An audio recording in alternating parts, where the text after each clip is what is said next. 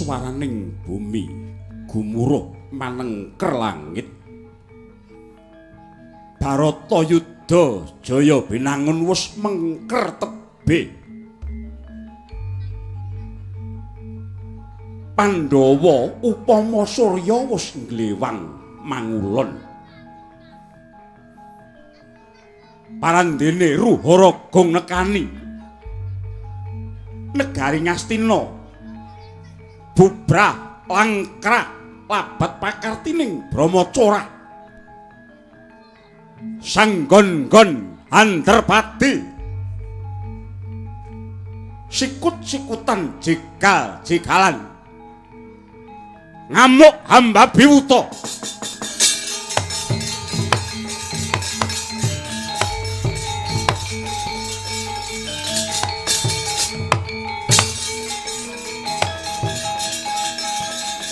Yo, hey.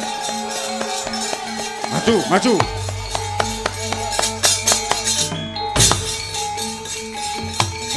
Maju.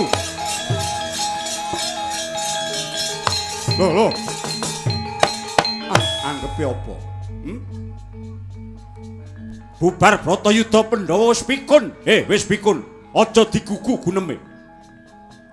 Mencla-mencle, blendra-blendre kaya banyu tumumpang godhong senti. Aja digugu. Anggepe apa? Diobong, pasare diobong. Yo.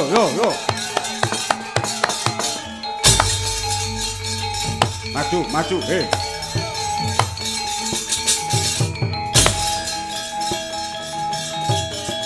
Lah. Apa kuwi? Kukume saya ora jejeg morak-marik. Bisane mung hukum wong pandhe galeng, wong macukiling balelungan. Anggepe apa? Sing gedhe padha ora dihukum. Diremuk. Maju. Ha.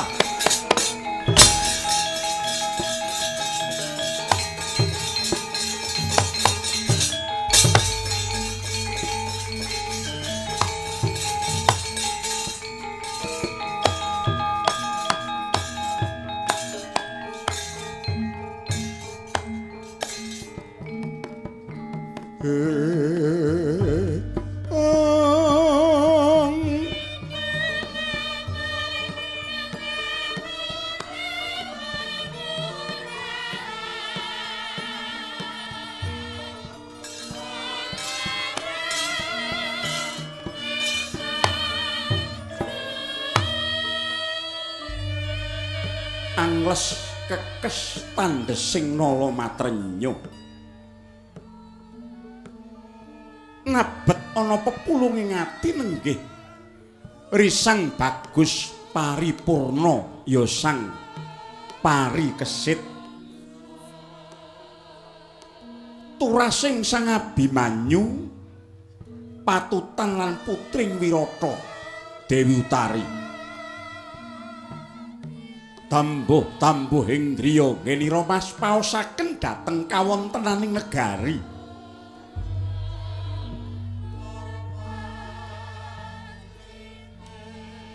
Panawanging mripat adoh kang tinuju apa baya ingkang arsa katindakake bawane negara Ketaman Dahuru.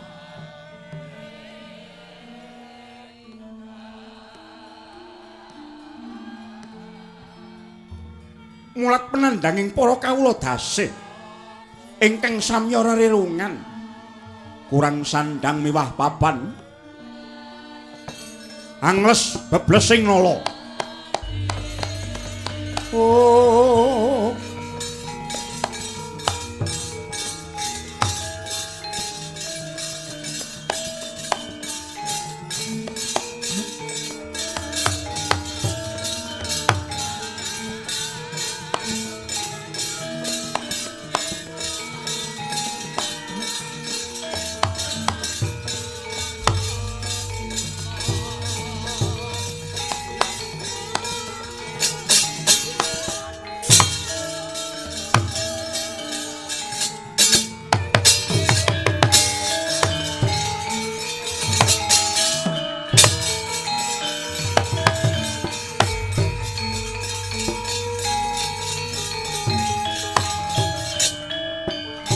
Malat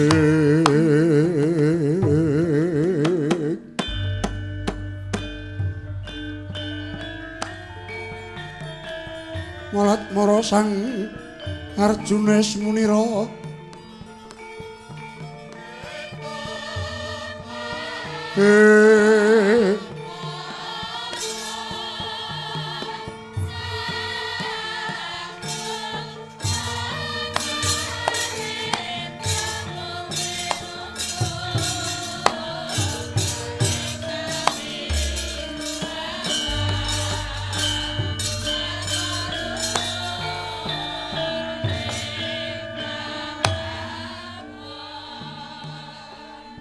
putuku nggir putuku wong bagus paripurna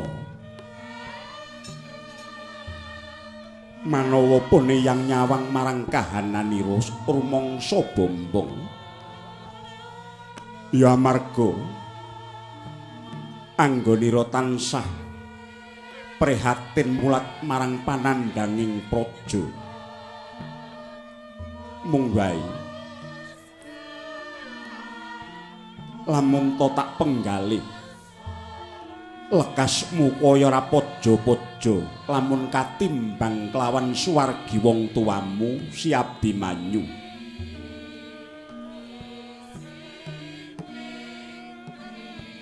jaman ramening Bratayuda Jaya binangun Abimanyu nganti adus getih milang tatu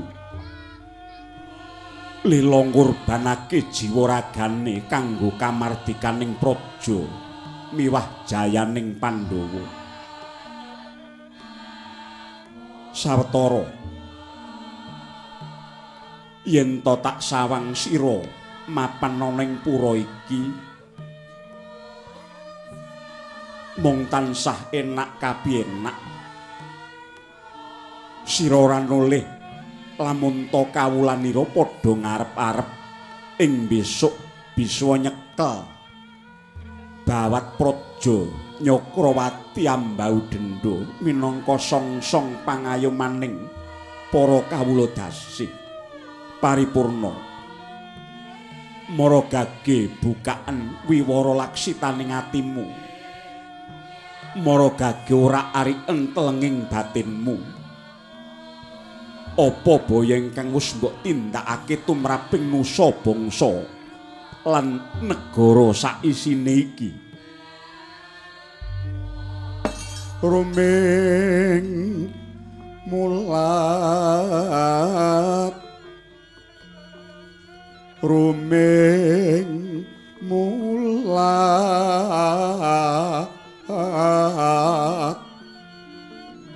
Sorapsari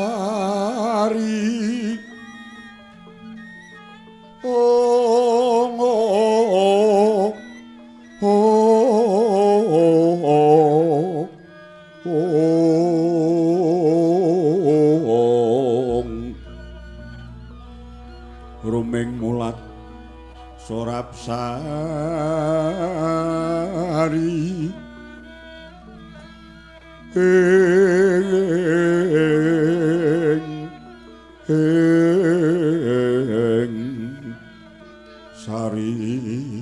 sari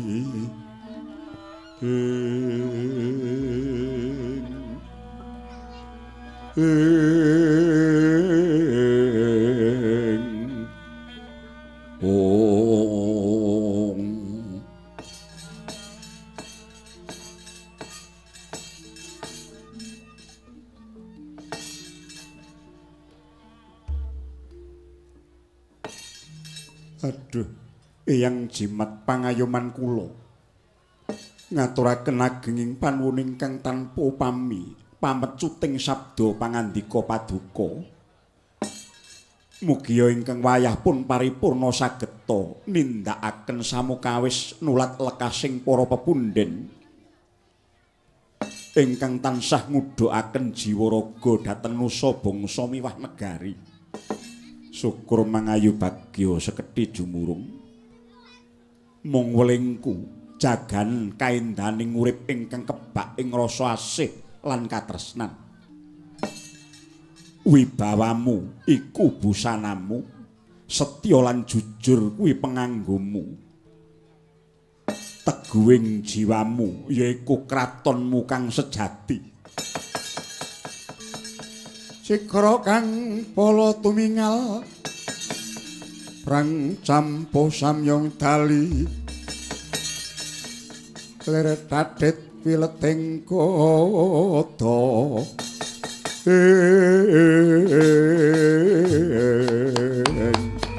para sing resang nangkum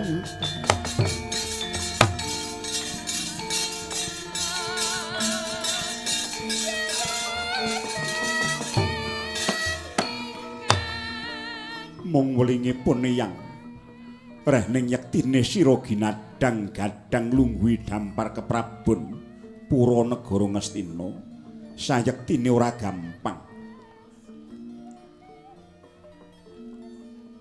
Ratu iku beda kelawan kawula yen kawula mung wenang ukur marang kodrate dadi kawula. Nanging yen to ratu iku wong ingkang piniji ing jagat tak baleni sepisan maneh ratu iku wong kang piniji ing jagat olah pekertining cipta rasa mung kudu tansah nganggo dasar kautaman supaya bisa tinulat dening wong sak negara paripurna wong saguh dadi ratu mono ora owel marang apa wae ingkang dadi darbeke. Samangsa-mangsa pinesti kudu wal lila ngurbanake apa wae ingkang kadarbe.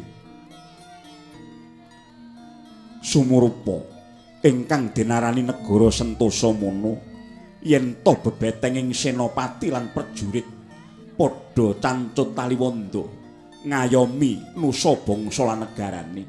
Semono uga ratune kudu bisa mangreh marang para kawulane.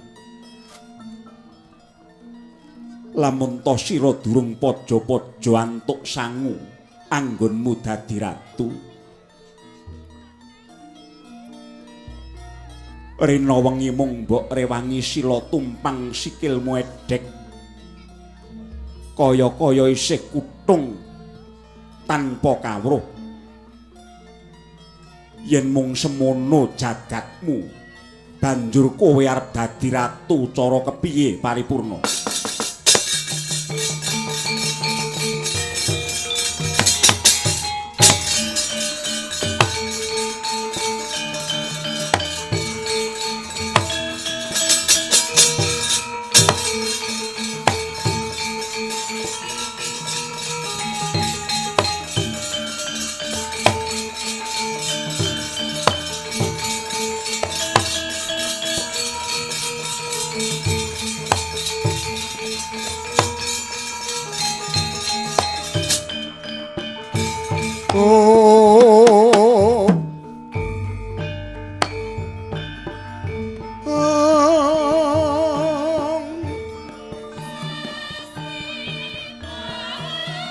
Koten prayitna semurire iku ambalik titiyoni kandayani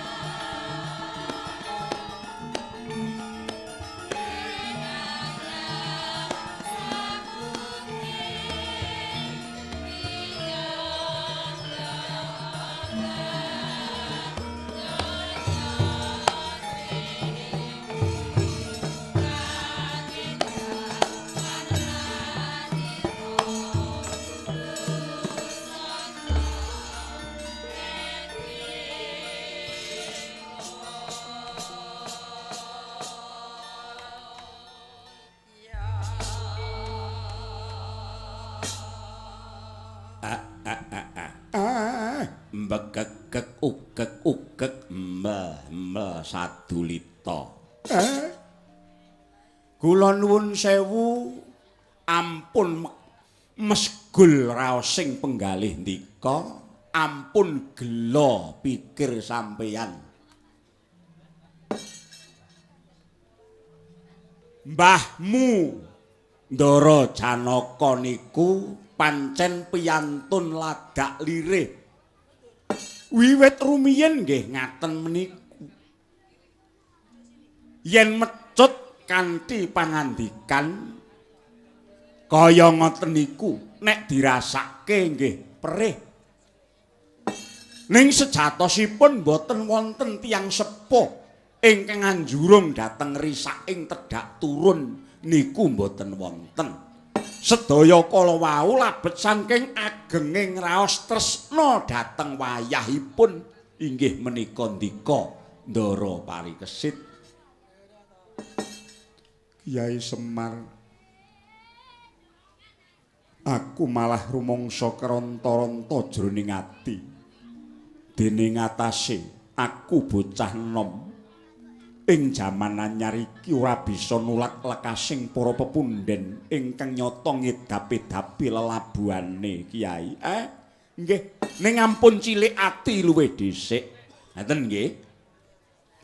Pancen priyantun menika menawi dipun pitaya ngayomi para kawula dasih niku pancen kudu kena dipercaya. Awet kathah tunggelipun dideng-deng kaya kendang, disugok-sugokke kaya kayu. Ning nek kayune niku kayu teles tetep mung blebes mboten saged murup.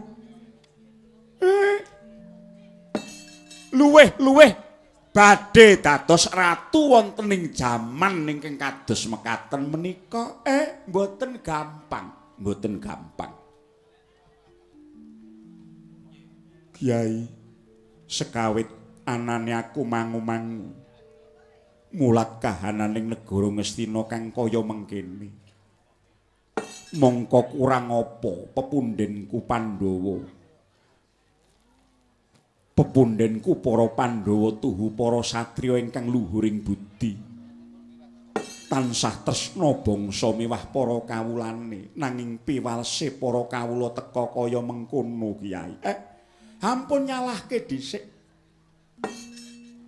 Negari wonten reruwet kados mekaten menika mesti wonten sebabe.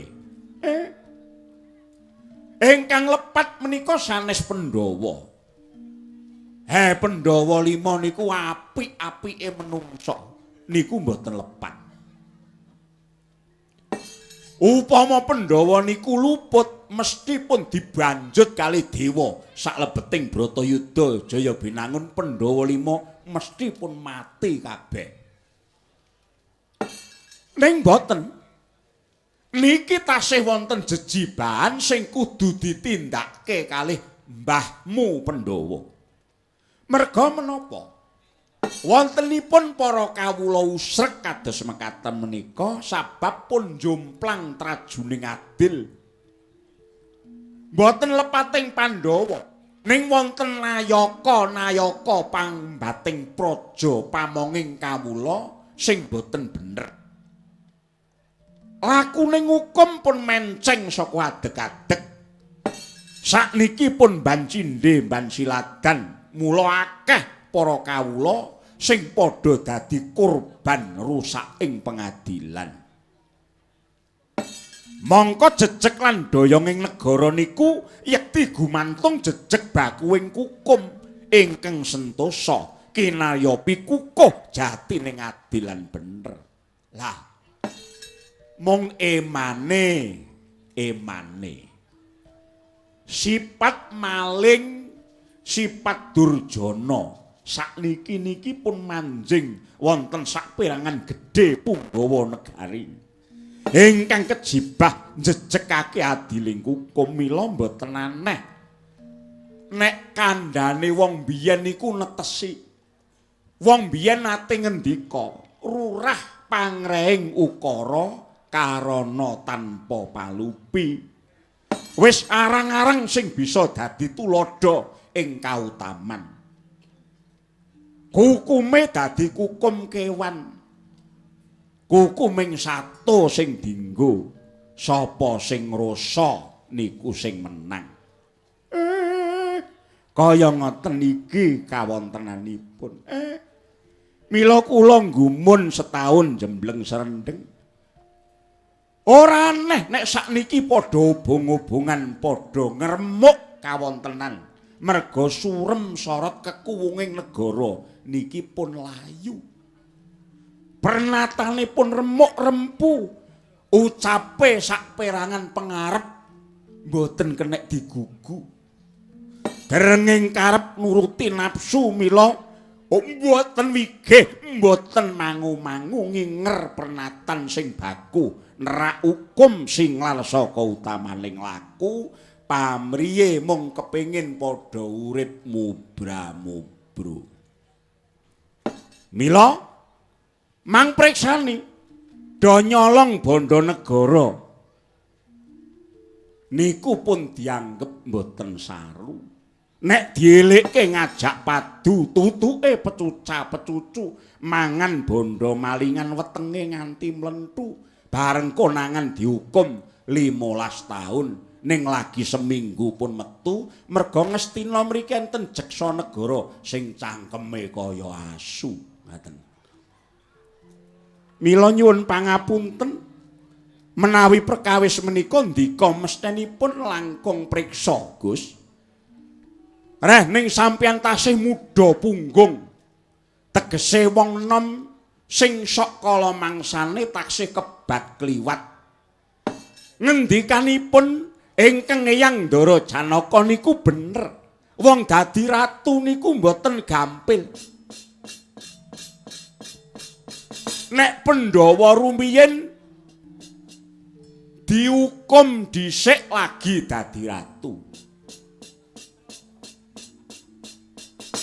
Pandhawa niku kulina dihukum lagi dadi ratu Ndara Puntadewa nika. Ning niki mengke ampun enten lakon sing kuwalik sampeyan dadi ratu riyin lagi dihukum. Ampun ngoten niku.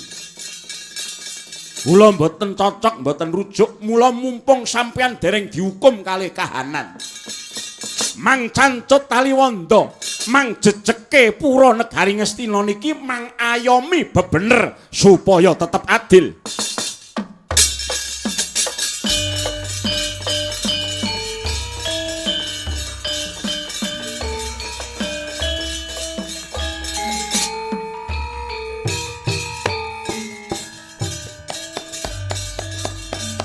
Oh.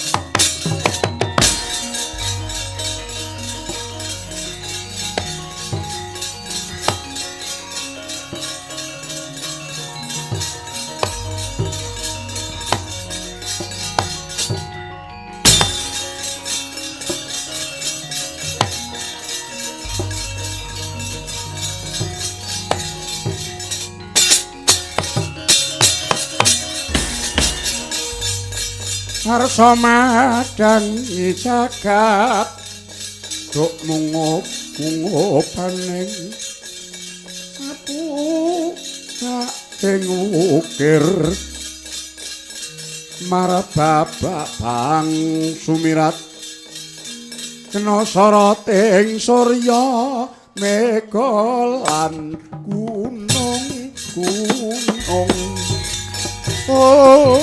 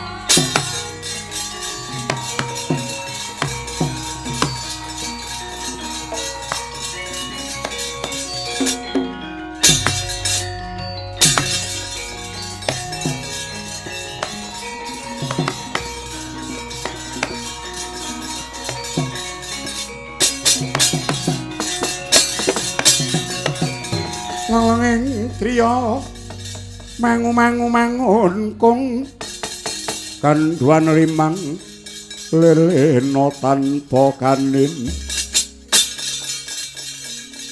yen antulusa mengkutyahu tomo bang sinalindra usik Bute angrerepo babwe maniman beraten duh kitanto adalah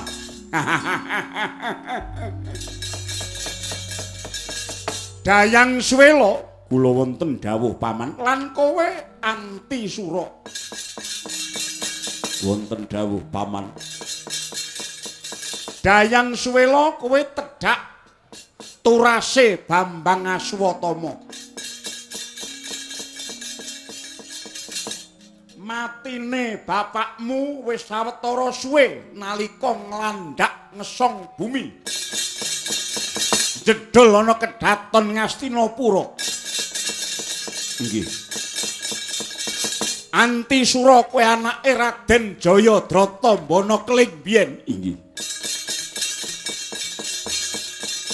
Bubaring Bratayuda Jaya binangun bareng Pandhawa wis boyong menyang Pura Ngastina. Puntadewa dadi ratu. Kertiwindu anak Harya Sengkuni sing ora trima.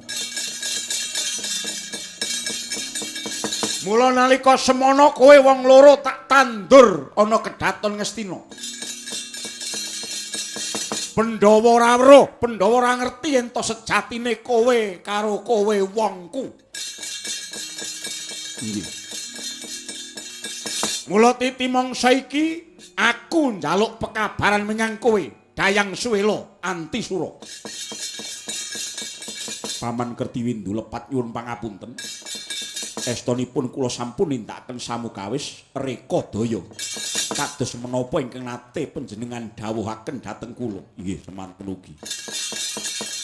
Kula sampun saged njajaki sepinten jero cethekipun negari Ngastina wonten pangwaosing Pandhawa. Ya, bagus. Tak sawang katone wis kasembatan saiki wis akeh sing padha bentik.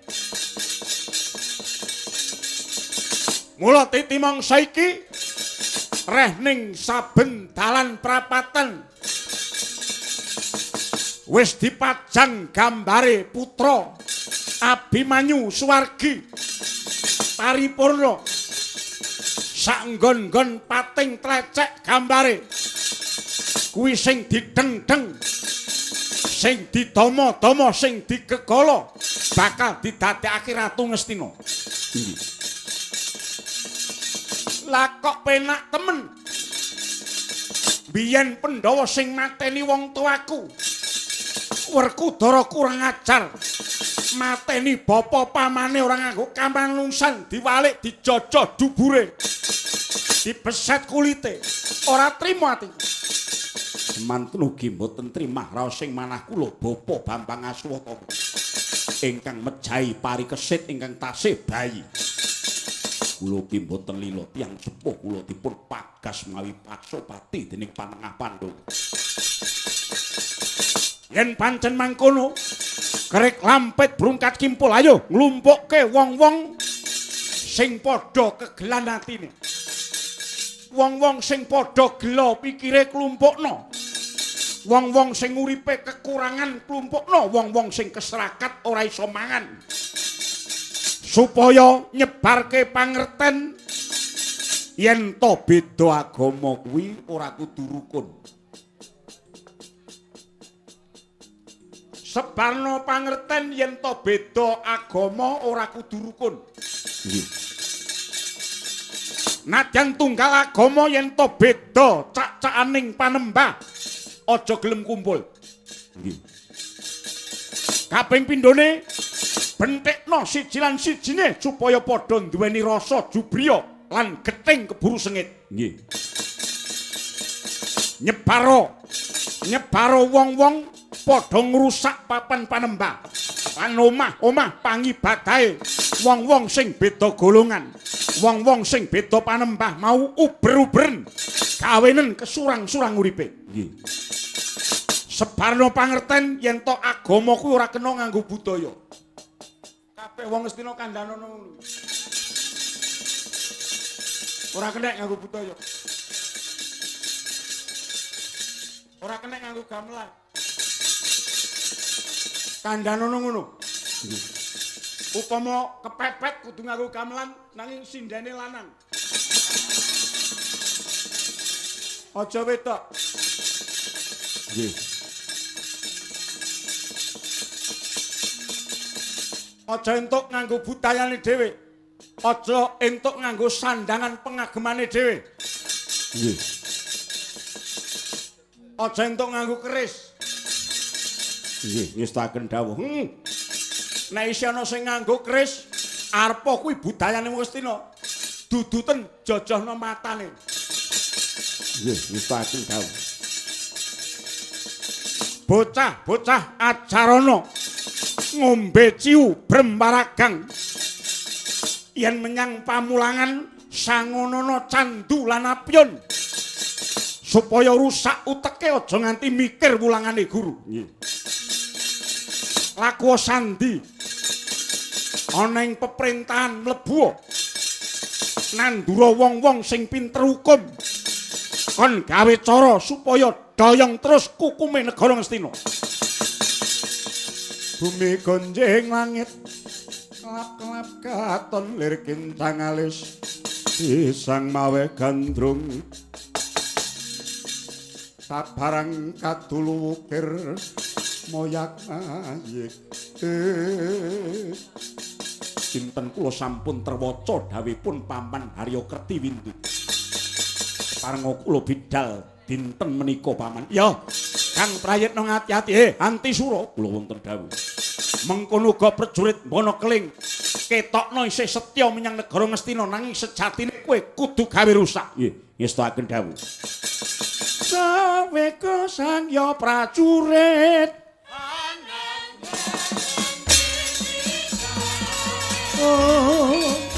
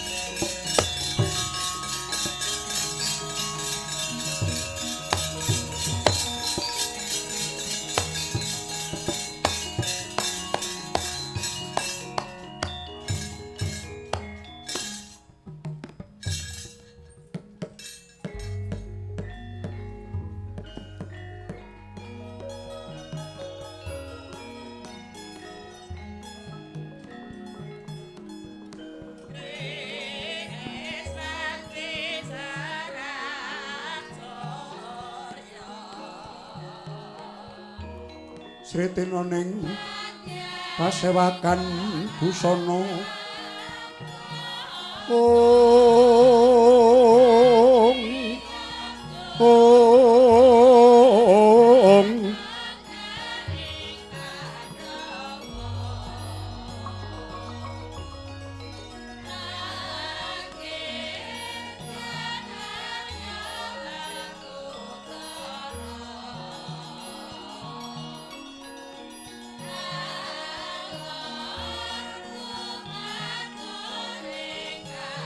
sebak puspiting udyana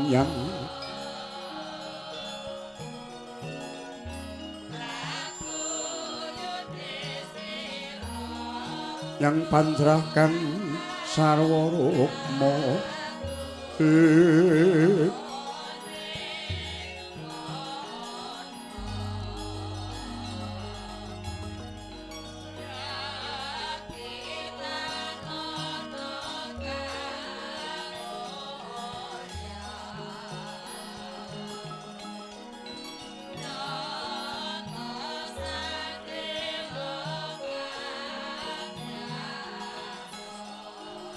Obro Prabanya sumirat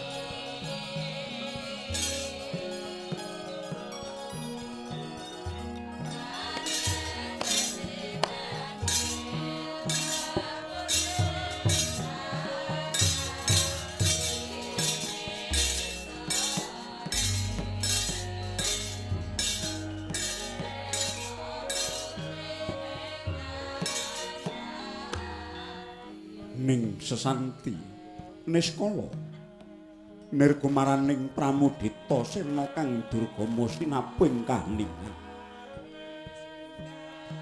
anenggih laksitaning lekas babaring cariyos ing Purayagung negari Astinapura jaman kali Mataya bibaring Baratayuda daya binangun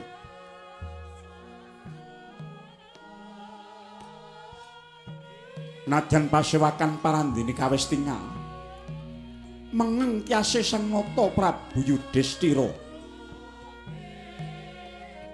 gawating kawontenan ingkang satemah andadosaken giduing nala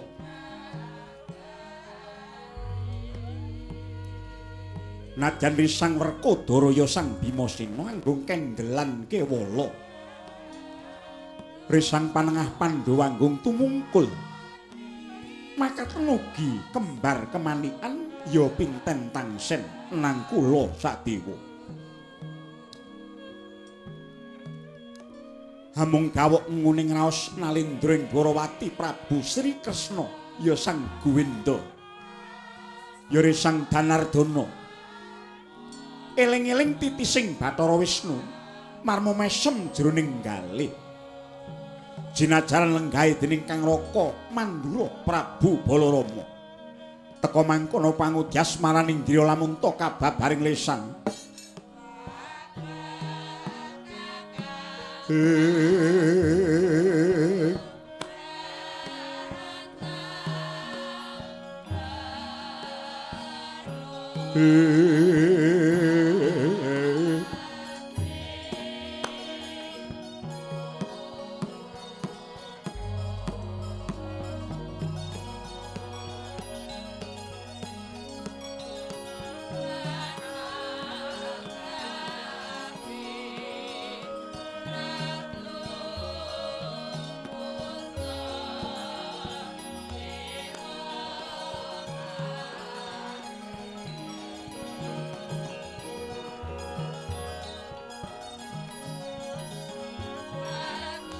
mindeng moho suceken Hyang Widi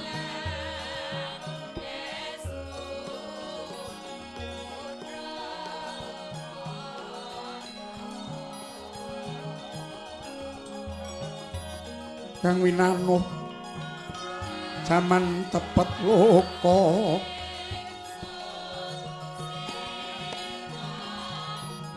sumingkir marang karamen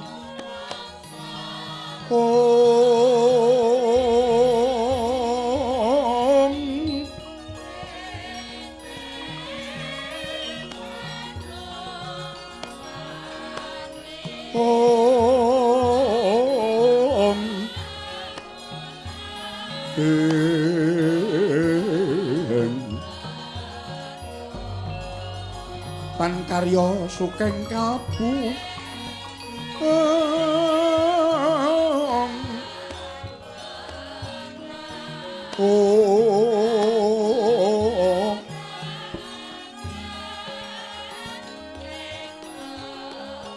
ing kahanan sawiji-wijing jagat jana loka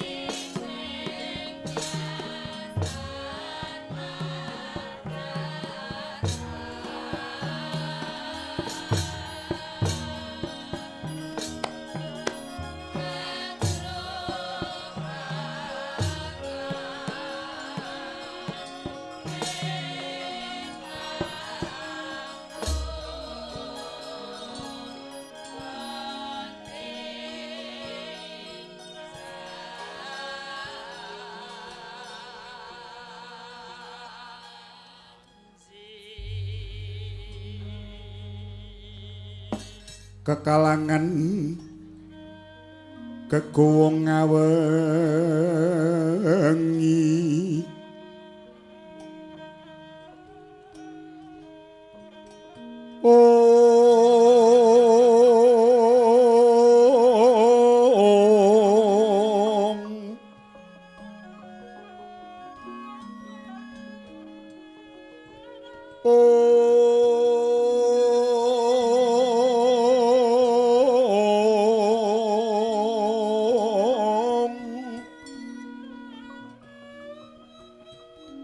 lir wewengkon bale mondho kiya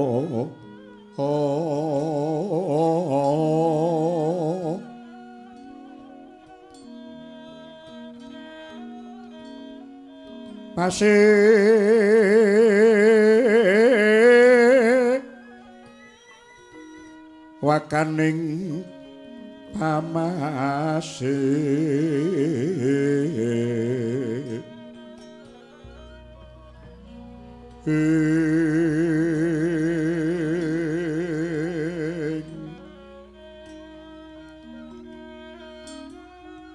jroning kalang kadulu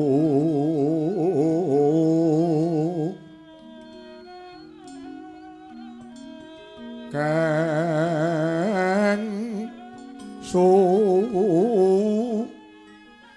mewa parek ing ngarsi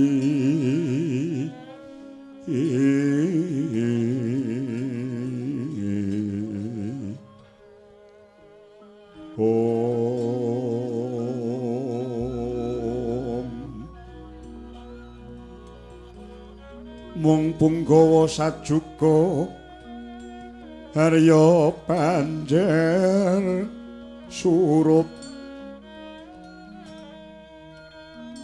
pramugyaning taranggana sawegor meksa pringganing ratri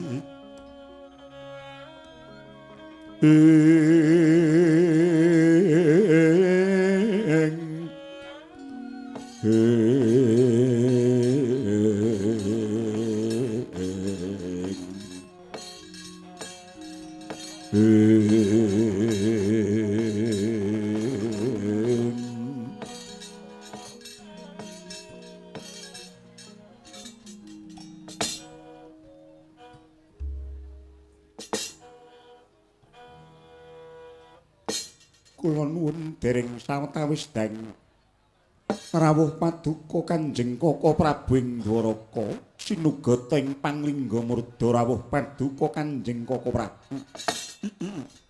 Iye. Katedha Kalingga Murda katampi ngasta kekalih kapetek wonten ing Pranaja dawah sami-sami. Namung wangsul ingkang pangandika hastutining pun Kakang Dwaraka mugi katampi Yayaji. Kula pundhingga jimat paribeh amimbana daya kasantosan Koko Prabu rawuh paduka prasasat Sang Hyang Wisnu ingkang nedya babar nugraha wonten ing Pura Ngastina ingkang mekaten kaparing weca lenggah sirnakna dirga mutuwin sangga runggi duh Koko Prabu. Iye Yayaji kadangipun Kakang saklangkung bombong bingahing Rakanteng Dwaraka tanpa pindhan kados sampun boten kirang prayogi menggah lenggahing Rakapara Yayi Prabu. Semanten ugi pepundhen kuling Mandura Kanjeng Koko Prabu sarawuh paduka sinugata ing Panglingga Murda katuran bojo krami Koko Prabu. Jagat wasisaning Bathara. Iye Yayaji saklangkung palampining pun Kakang Mandura ingkang tanpa pepindhan kapetek wonten ing Pranaja Rumeketing Wardaya dadosa cahya marcahya. Wangsul ingkang pangandika namung hastutining pun Kakang Mandura katampiya Yayi Prabu. Kapundhinga jimat paribeh dadosa daya kekiyatan Koko Prabu. Rawuh paduka kaparingeca lenggah pinarak paduka kadi Sang Hyang Budawaka ingkang nedya paring nugraha dhateng Pura Ngastina. Ngaturaken genging panuwun Yayi, kados sampun boten kirang prayogi.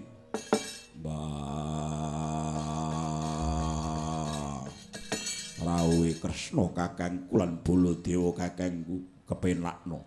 Ya Yayi Sena kadangipun kakang. Yayi Werkudara tak tampa di. Semanten ugi rawuh Paduka Arjuna ngaturaken pangabekti. Koko Prabu. Rawuh Paduka pun kembar ngaturaken pangabekti. Yayi Permati apa dene sira pinten tangsen cun tampa gawe bombong. Ya, Yayi Janaka lan sira kembar tak tampa Yayi. Koko Prabu. Sawetawis bingahing ngraos ingkang tanpa pamilabet rawuh Paduka ing titi mangsa menika. Duh Koko Prabu. Angemuti pinten-pinten lampan inggih. Pandhawa nalika nandhang pepeteng ngantos nyabrang Barata Yudha Jaya binangun ingkang hambekta kurban para kawula ingkang tanpa dosa. Rene nyatanipun sedaya kala wau ingkang gadah damel jagat. Pandhawa namung sakdermiyang lampahi ewa semanten. Labet Pandhawa saged ungguling yuda sedaya kala wau saking panuntun Paduka Kanjeng Koko Prabu Ndarawati. Mboten wonten ucap miwah atur ingkang saged kula aturaken kejawi namung kula ngaturaken genging panuwun ingkang tanpa pepindhan dhateng Paduka Koko Prabu. Jagat mangestungkara yayaji nggih. Sawetawisipun kakang ugi bombong dene sirnaning angkara murka. Sesarengan kalian ingkang anyandang inggih menika kadang kula Yayi Jaka Pitana sakurawanipun ingkang samangke sampun lebur tumpur saking lumahing Bantala. Yayi, monggo sami nguncupaken asta kunjuk dhateng ngarsaning Bathara Luhung. Mugi-mugi sedaya ingkang sampun sumare kala wau tinampiya wonten pangwaosing dak kang murweng dak. Anjarah ingkang Puspitarum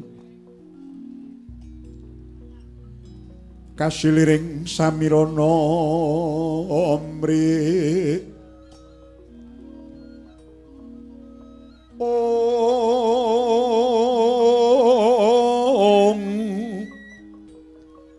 Sekar Gadung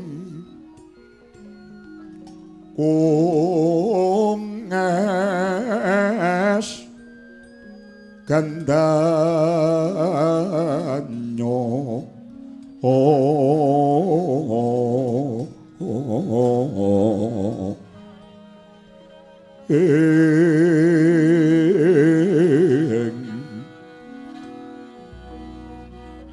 maweh raras wernaning triya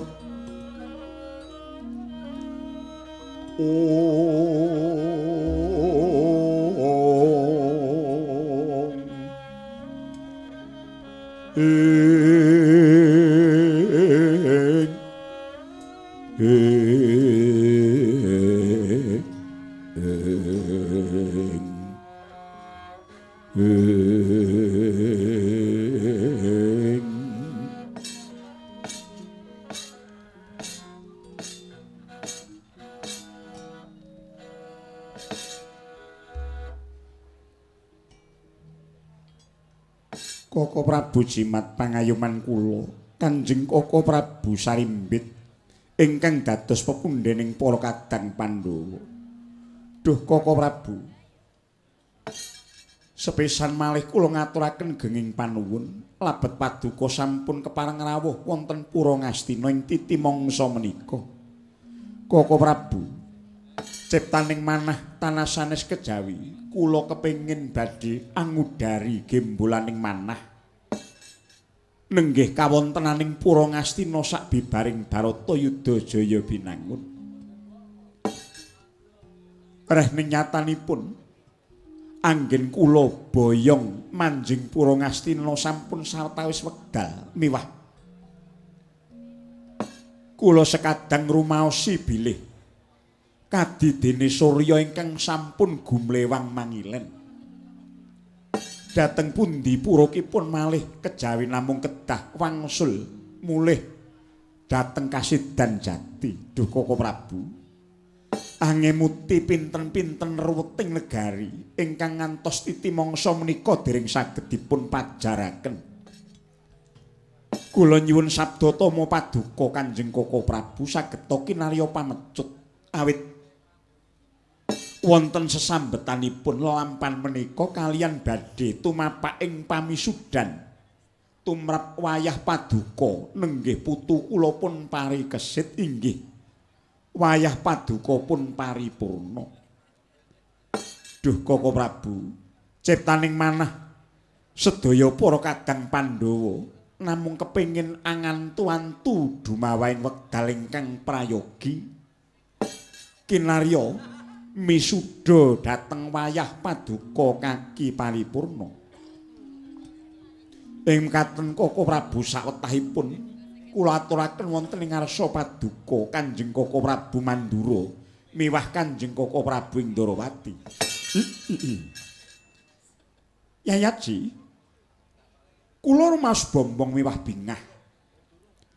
Dene nyatanipun boten dangu malih para kadang Pandhawa badhe misuda dhateng wayah kula pun paripurna tedhak turasipun Abimanyu.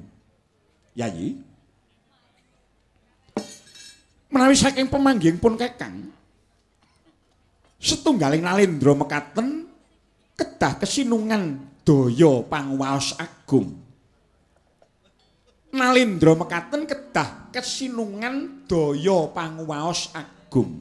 Menawi boten badhe kiyat dados ratu. Yayi, rehning nalendra mekaten kedah ngampil daya panguwaos agung mila boten kenging semenang-menang ginakaken panguwaos ingkang dipun gadhuh. Krana menawi ngantos tumindak sawenang-wenang sayekti badhe kenging wewelaking panguwaos.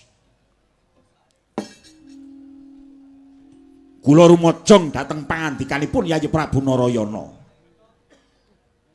Manut pangrasane Baladewa kakangku piye? Yayi, ratu iku mung nindakake dharma kewajiban. Ratu iku mung nindakake dharma kewajiban. Mongko ingkang jeneng kewajiban iku suwijining penggawe ingkang ora adhedhasar pamrih pribadi. Kewajiban iku dharma ingkang ora adhedhasar pamrih pribadi. Nanging mung tumindak kanggo butuhe wong akeh lan ngayomi wong sak negara murih rahayune. Dadi sapa wae kang saguh dadi ratu kudune ora susah yen mlarat, ora sedih yen kluwen, ora miris yen tolat diganjar lan ora wedi menyang pati. Mula saka pangrasanipun Kakang Mandura yen to ratune sembada ngayomi punggawa negarane kena dipercaya kawulane cukup sandang pangan lan papane negara bakal manggih rahayu yuwana. Bima wang-wang kunta kumpul patang kedhi kang sayonggong kara pandang solae ler gajah sewu metok kadanira mobat mabit ulat nyobang linga-lingu sumbar hangwo lawan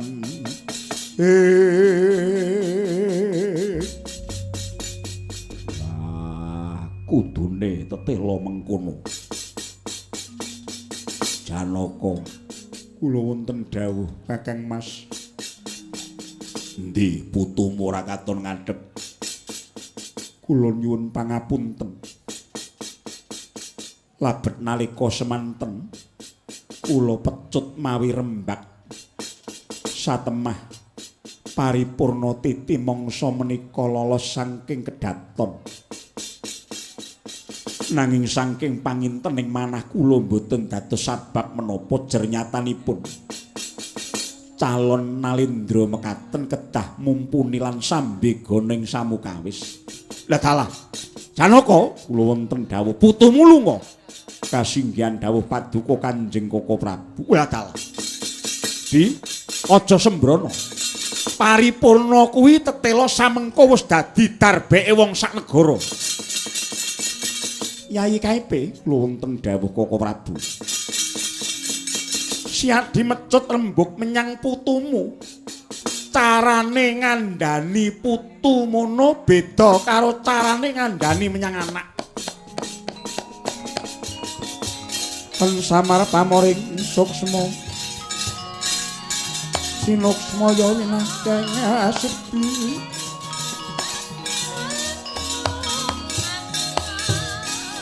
Kirim pentolenging kapupampukaning warana.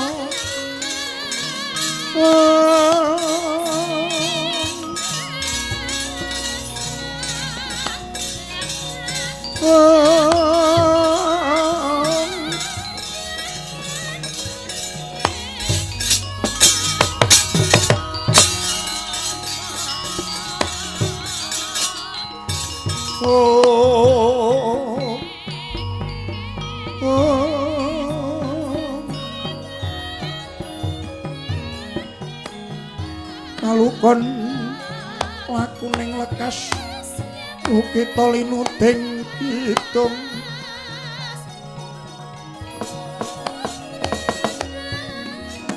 minggah stinggil binaturata ana nini kang wis pikun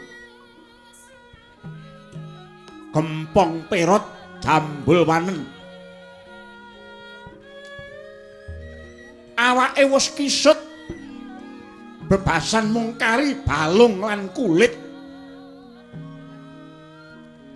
nganti pating kaleset pating kalsik ingkang samya sumiwi jawil jinawil anarka apa baya ingkang teka munggah marang stinggil binaturata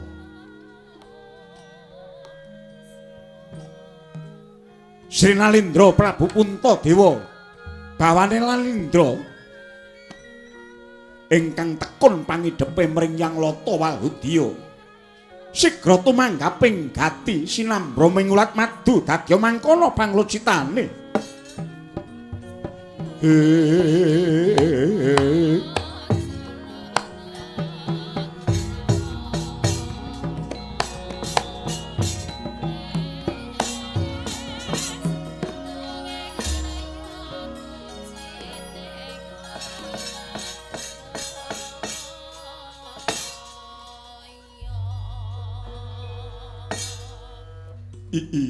aja sinengguh mitambuh yektine ingsun durung nate wanuh